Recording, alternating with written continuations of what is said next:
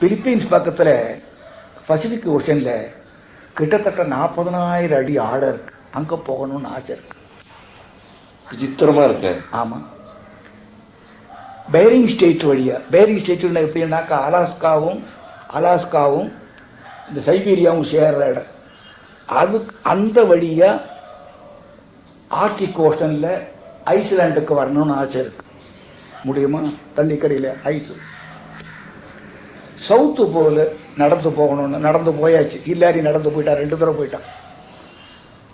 Anders mountain இருக்கு south அமெரிக்காவில்.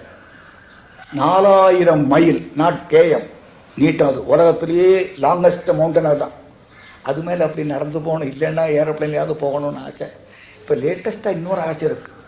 Tokyo to Copenhagen ஒரு ஃப்ளைட் இருக்கு. டோக்கியோலேருந்து எடுத்து அலாஸ்கானுடைய கேபிட்டல் சிட்டி ஆன்சோரேஜ் போய் நார்த்து போல் வழியாக போய் இந்த கோப்பன்ஹேகனுக்கு போகுது. அதில் போனால் சூரியன் உதிக்கிறது அஸ்தமானது 2-3 தடவை பார்க்கலாம். அந்த ஒரு ஆசை. இது நிறைவேறக்கூடிய ஆசை தான். இது நிறைவேறும். அமேசான் ரிவரில் பெருவுக்கு போகணும்னு ஆசை. பெருவிலேருந்து அமெரிக்கா ரிவர் உற்பத்தி ஆகுது. பெரு பசிபிக் கோஸ்டில் இருக்குது. அமேசான் அட்லாண்டிக்கில் உழுவுது. பெருவில் உற்பத்தியாகி அது சாதாரண சுமாரான கப்பலே 3000 மைல் நீட்டத்துக்கு அந்த ரிவரில் போகும். Mighty river in the world Amazon.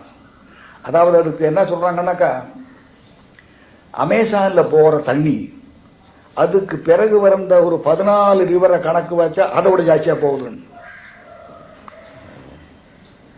அவ்வளவு சின்ன சின்ன ஆசை எதுவுமே இல்லையோ? கிடையாது. இப்ப வேற ஏதாவது வாழ்க்கையில சாதிக்கணுங்கிற ஒரு ஆசை இருக்கா? இல்லை. நல்லவனா இருக்கணும் ஒரு ஆசை இருக்கு. மனுஷனா வாடுறதுக்கு முயற்சி பண்ணிட்டு இருக்கிறேன்.